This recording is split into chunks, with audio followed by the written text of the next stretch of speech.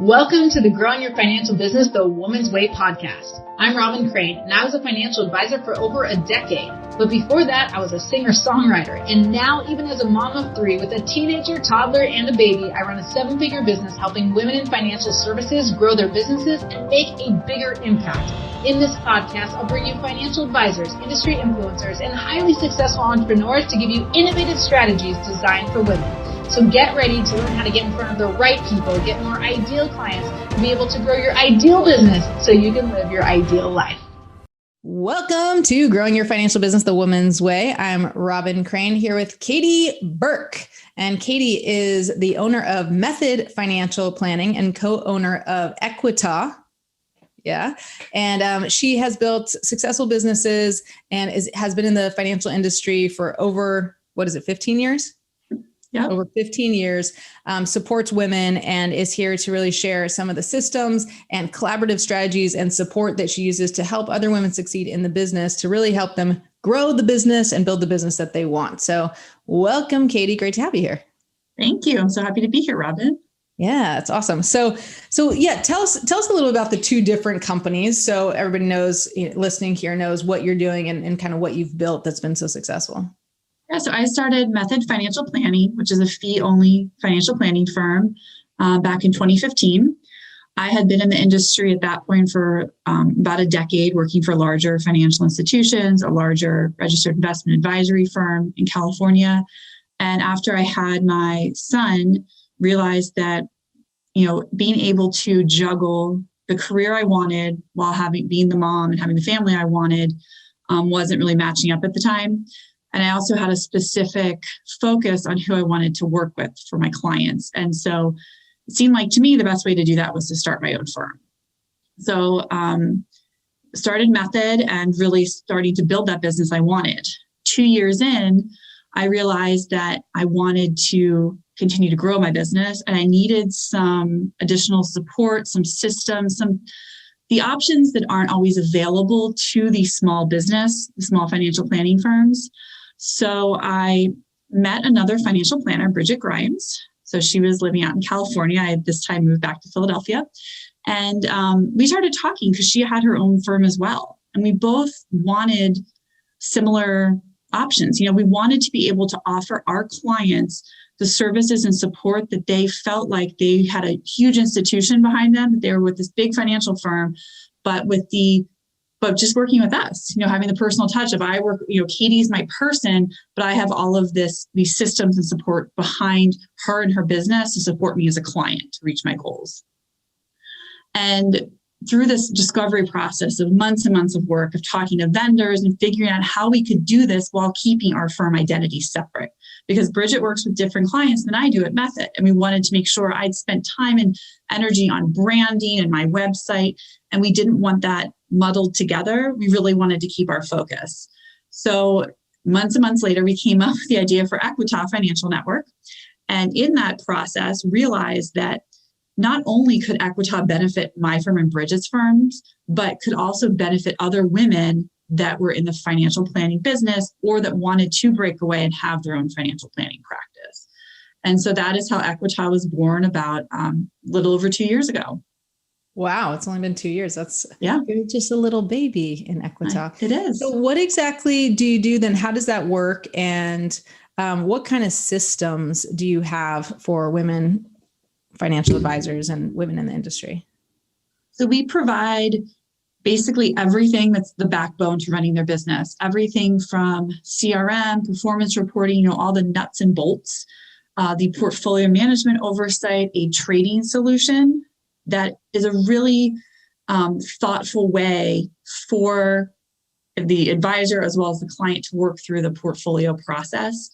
A lot of times we're grouped into, I'm going to go on a little tangent here, because a lot of times we're grouped into in the industry as a TAM, which is a turnkey asset management platform.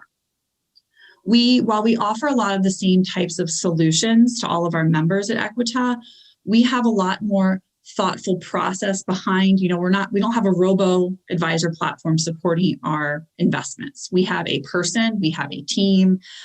We really wanted to make that a very important part of our platform. We also offer, besides the nuts and bolts, E&O insurance. We've got compliance services, obviously. And I think the biggest part that differentiates us is that we are a solution built for women. So as a woman business owner, what do I need? I need support. I want thoughtful leadership. I want a coaching process that's focused on my growth. And I want to be able to collaborate with other women practice owners about the fact that, hey, I'm a mom. A lot of us are moms. Some of us aren't, but a lot of us face the same challenges in the industry. We come from an industry where women, for the most part, a lot of us may have never worked beside or with another female financial advisor. I know I didn't. And so that process of seeing that women can succeed in this industry, a lot of us have those same stories about we got to a certain point and we didn't know that what path we could take. So it's a great place. It's a great place for my business. And I think the women I've met along the way has been, so influential in how I continue to grow my business. Yeah, that's amazing. And is it just logistically, is it like you have your own RIA? So everyone would have kind of what you have where they have their own RIA and then they're under the umbrella of Equita? Or would it be like you're just under the umbrella of Equita? So Equita is an RIA and all of our members are IARs, they're investment advisor. Oh, gotcha. So they essentially have their own brand, their own firm. And Equita is a disclosure on their business cards, on their website. So even though we are taking care of everything behind the scenes, there are decisions that these women make as business owners. This is still them running their business. So we give you the blueprint to say, here are all of the solutions that we provide you, but how you decide to use the CRM and interface with your clients and use eMoney for financial planning, those are all decisions that are up to you. And we are here to talk about best practices and how we've all used it.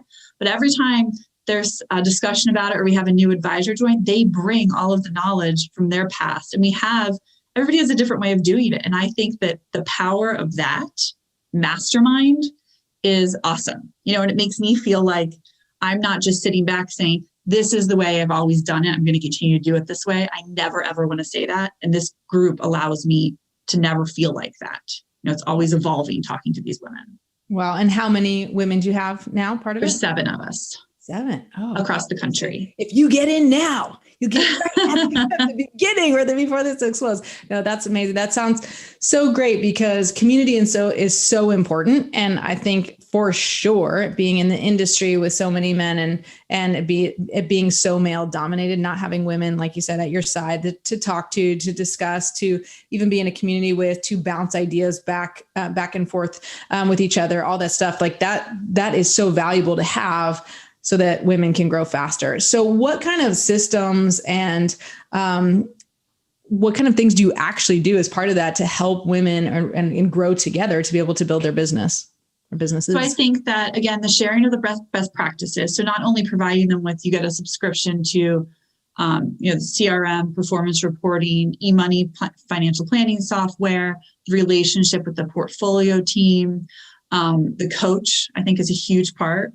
We work with Colleen Hallinan of Q2 Consulting, and she is able to bring us together to actually talk about, so Equita, you're given all these systems. How's everybody using it? How can we use it? Again, always focus on that growth component to say we need processes, procedures in place. Obviously, we can share those across the platform.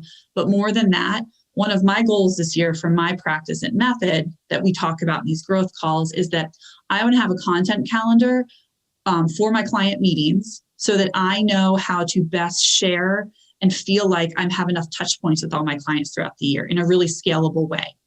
And I know that there's some firms at Equita already that already do this. So being able to have them share, and we all feel like we're not taking something from your practice or from ourselves, we're more together. So somebody else might be like, hey, I already have that, Katie, let me share mine with you. And let's kind of just get this going because we're all benefiting from, figuring this out together. But as far as systems, it's really, we want to give you the blueprint. We want everybody to share how we use it, but we want to hear from you, right? The other new members about how you would use it. But it's so important to get that stuff into place in order to grow and to be scalable, which is what I think we all want to do and what we really want to focus on. Absolutely. Tell me a little about why you got into this. You mentioned before you're a mom, and I know you have a 4-year-old and a 6-year-old, almost 7-year-old. So tell me about your experiences just as a mom and as a wife and as a business owner, and why you were so motivated to create this. So the one thing that I felt like I wasn't getting from working for somebody else, and again, I worked for all male-run firms, which I learned so much in the first 10 years of my career, being immersed in that environment and I was really lucky in the fact that I not only was on the client service side, growing up kind of supporting advisors in the financial planning world, but at my last firm, I actually helped them put the processes and systems into place to make their firm scalable. So I felt like when I left and it was time for me to leave and launch my firm, I had some experience dealing with vendor relationships, contracts, that business stuff that a lot of people in the planning position, a lot of financial planners, advisors have no idea. It's just the system comes in, I plug in my computer, it works. But there's so many moving parts behind that. So after I had my son, I needed flexibility. I needed support, and all the men I worked with, lucky for them, their wives stayed at home and took care of the children. So the things that I was facing as a mom with my husband working as well, I felt like I couldn't get the support I was looking for. There's nobody that I could get the support from at my firm. And I wanted to, and I realized while I started thinking about this, it took me probably about 8 months to launch, was that the network that I had to help grow my business working for somebody else was all people that were similar to me. They were all dual career couples. They were starting to have children. And they'd come to me and say, "You're a financial planner. We've got all this stuff going on. Can you help us?" Well, I can help you, but then I can't execute the plan for you because you don't have $1 million to come work. That's the minimum. So I developed this other way that I could work with them and say, "Hey, let's do a plan. I can charge for that. And then ongoing, I can charge you for ongoing consulting with me. I can have a lower minimum." There's a lot more flexibility to allow me to work with the exact clients I wanted to work with, which are busy professionals. So launched my firm, and being a business owner with kids allows me to have flexibility. I work the hours I want to work. I work a ton of hours though. I will never sugarcoat that. Being a business owner, you're a business owner. It is full throttle all the time. But I can still put on my calendar that I'm going to go. Yesterday, I had to take the kids to the dentist, and I didn't have anybody to answer to. It allows me the flexibility to enjoy the moments I want to with my kids and be present when I'm with them. But when I'm on work mode, it allows me to fully focus on that, whatever time of the day it is. A lot of times that's logging in once they go to bed at 8:00. I was doing meetings last night till 9:30. And that's okay. Because again, it's my business, and it also, I was with the kids and I put them to bed. And that was just always been really important for me.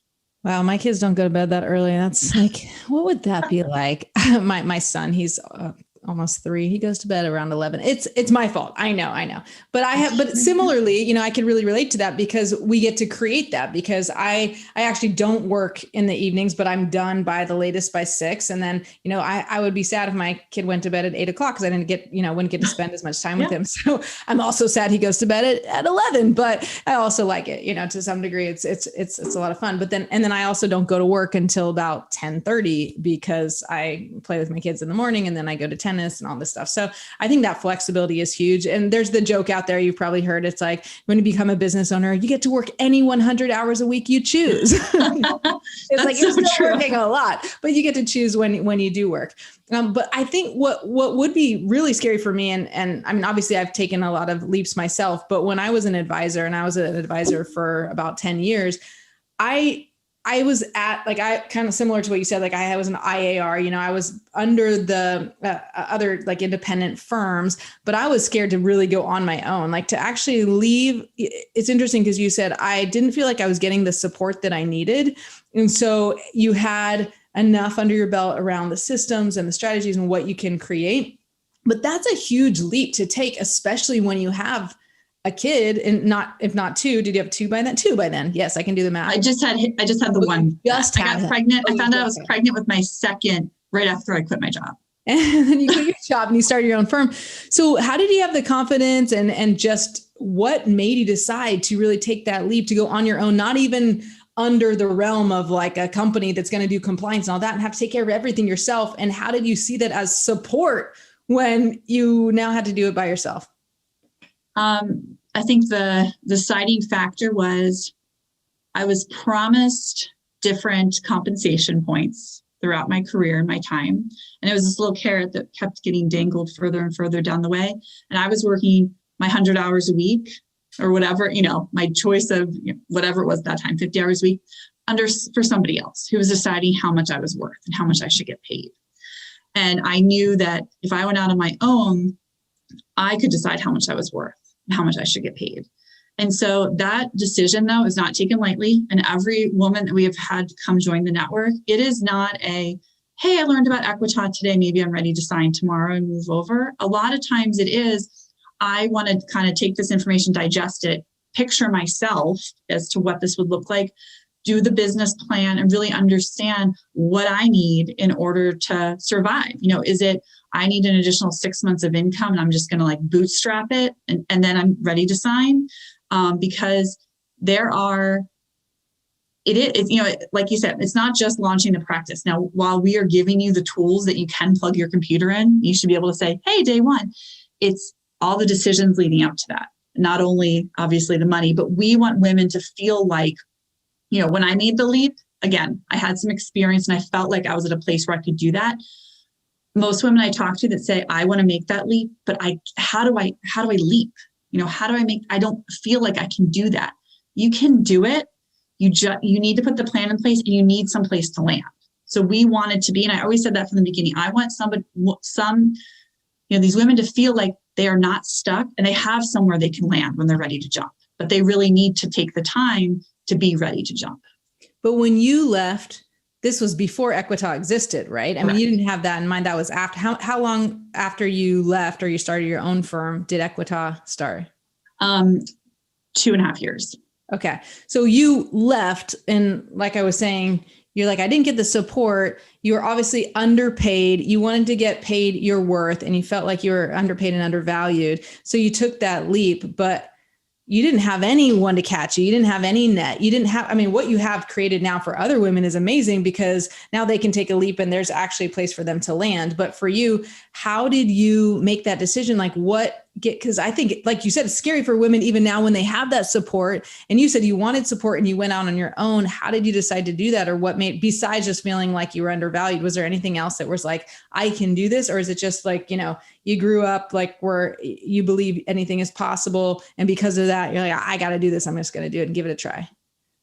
So part of that last statement is true for the fact that my dad started his own company. I remember very vividly, we just moved into a new house. I was in middle school and he decided one day he was a sales rep for an industrial sales company. And he decided he was going to quit because they changed the compensation structure. And I remember my mom, I was 12 years old and I still remember this conversation. He set up his office in our new basement with an old kids table, like we had like this Fisher Price table and the pink phone from my bedroom. Like literally it was like a pink plug-in phone. And not the play phone though, the one that actually worked. The one that actually worked, yes. But it was like pink. A mauve colored phone. I wish you had a picture of that with him. Do you have a picture of that with him? I think my mom does actually. I'm imagining him with a pink phone at this little kids table. Like that is so classic. I love that. And I love the fact that, he is such a hard worker. He's been very successful. And when I was growing up, he was there. Like, even though he was gone a lot for work, when I had my lacrosse game, like my dad was there and stuff like that, like sticks with you.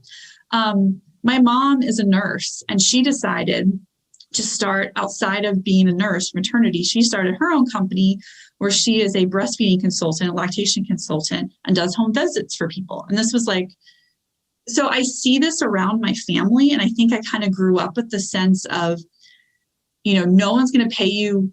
I feel like no one's going to pay you what you're worth unless you're working for yourself. And I also just have this energy, like this entrepreneurial energy within my family that I honestly didn't know I had until that short period of time where I had my son and I felt stuck. I don't like to feel stuck. I felt a little bit stuck.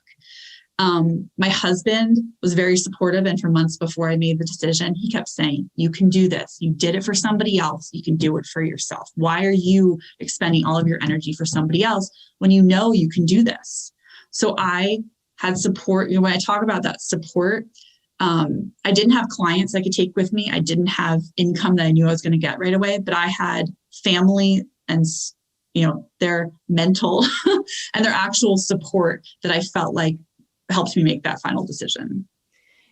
That's very interesting because I did not grow up with entrepreneurial parents, but I had that drive in me kind of that you described. And I was just thinking about my first business, which was swimming lessons. Like I taught swimming lessons and I had gone to camp.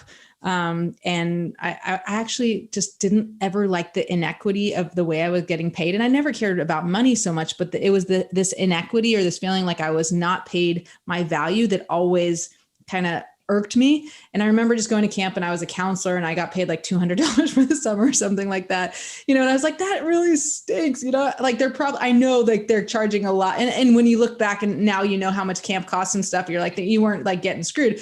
But at the time I was like, I know it's expensive to go to camp and I'm only making $250. And so the next year they said, well, if you want to make, I don't know if I relayed that message I just noticed the lifeguard made twice as much. She made $500. And I was like, well, maybe I could be a lifeguard. And so they said, yeah, just go get your, whatever, you get certified, whatever it is, and come back and you can teach swimming lessons and be a lifeguard. So then I came to camp, I made double, I made $500 instead. And then after that I went home and I used to babysit my neighbors' kids and whatnot. And I was probably 16 at the time. And so I started teaching swim lessons in their backyards for like $8 a half hour. So then I was able to get $16 an hour. And then I'm like, you know what, I could go to a swim club and I could end up earning, maybe 12 to $15 an hour. Or I could keep building this myself. And I ended up like, at first I was like going from house to house and doing $8 an hour. Then I went to $12 or $8 a half hour, then $12 a half hour. And then I ended up having a little swim business in my parents' backyard because we had a pool and charging $25 a half hour by the time I was like 18. And I was like rolling in it, making like $50 an hour. And I'd saved like $10,000 over the summer. And I ended up traveling around the world, So it was like, I had this drive, and my parents, like I said, they weren't entrepreneurial. My dad was an engineer. My mom was a preschool teacher. But I had this feeling of like, I'm worth more. And I think a lot of women feel like that, like they see the potential in themselves. I also think a lot of women don't feel that, right? And they know they're undervalued, but they feel like, but constantly in their heads are going like, I'm not good enough. I'm not worthy. And, I'm hoping from this, those of you listening, the ladies who are listening right now, like you are. And the great thing about your company, Equita, that you have the support systems already. And we have something very different, but similar in the idea of community, where we have our FEM mentorship, which is female empowered moneymakers, but having women come together and work on their business and teaching them strategies and systems that help them grow. So I love that. What advice would you give women who maybe don't feel like they have either that background or that, I think we all have that drive to some degree, but maybe don't have that background or don't have that confidence, whether it's work with you or work with someone else or work on their own, but to take that leap where they should at a minimum get paid what they're worth? I just think that you have to really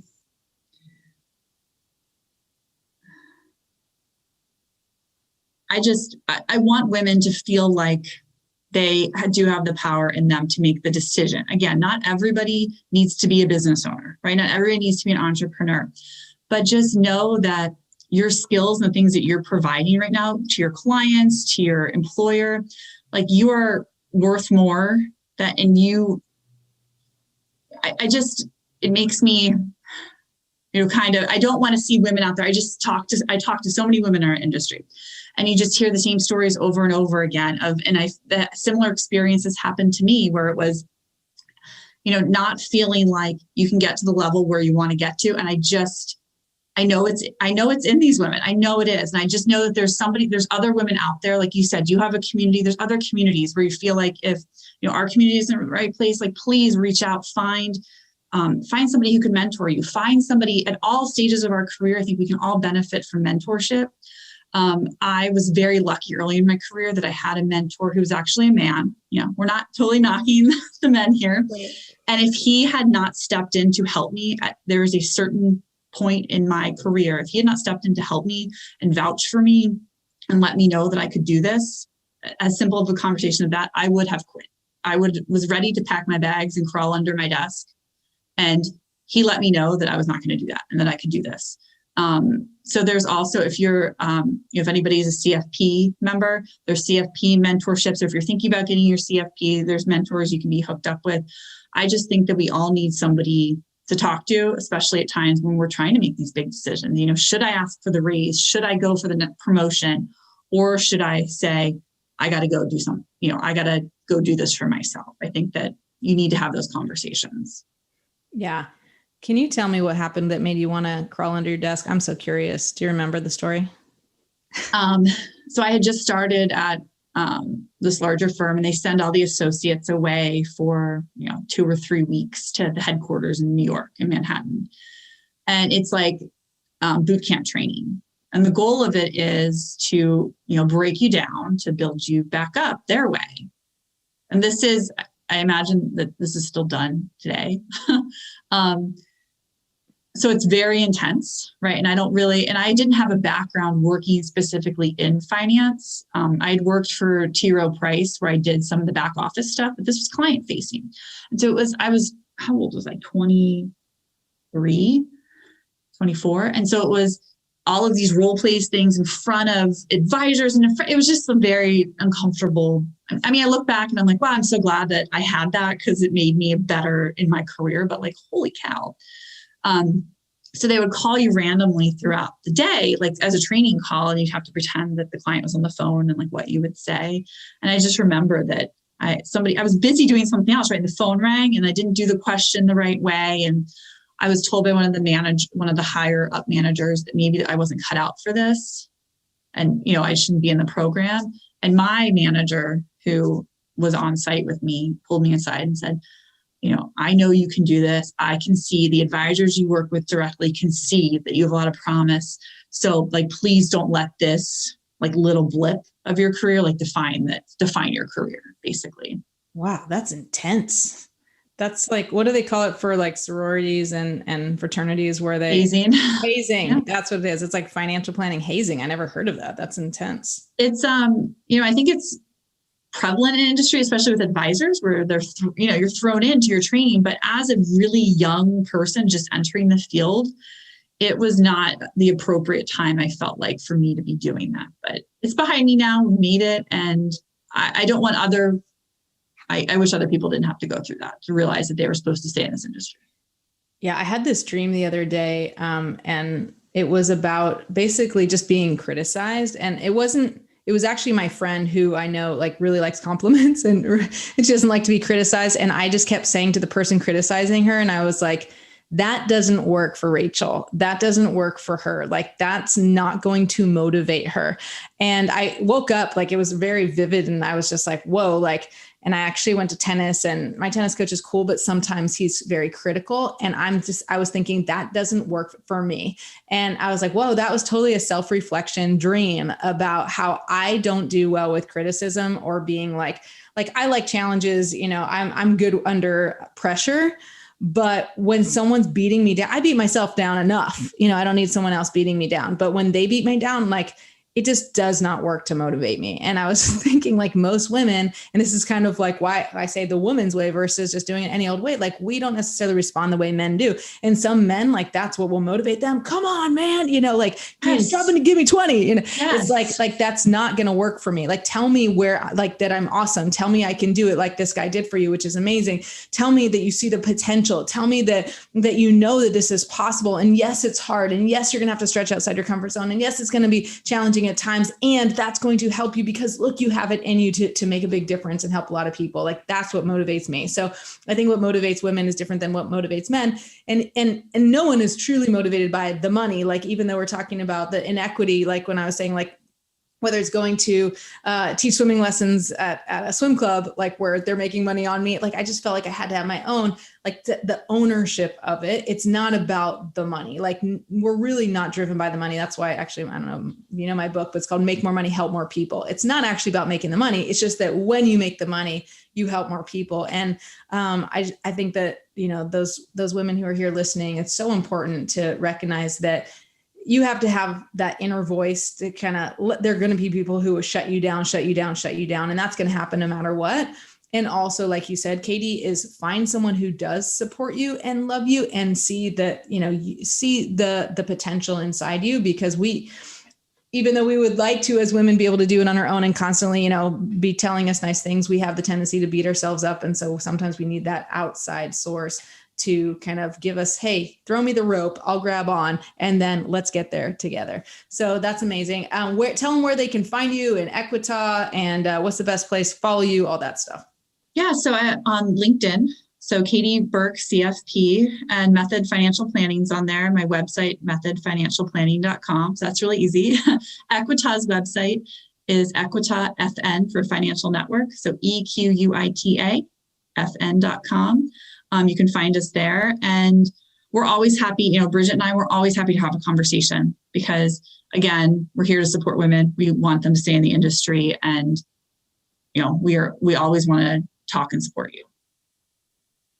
Do it. You guys should have a conversation. I mean, at least, you know, there's so much you can learn, and a lot of women who come on this podcast are so open to that and so willing and so cool about that. So there are people out there who want to support you. So make sure you take advantage of that. So thank you, Katie, for joining me today. And thank you, those of you listening. Come back again on the next episode of Growing Your Financial Business the Woman's Way. We'll see you next time. Bye.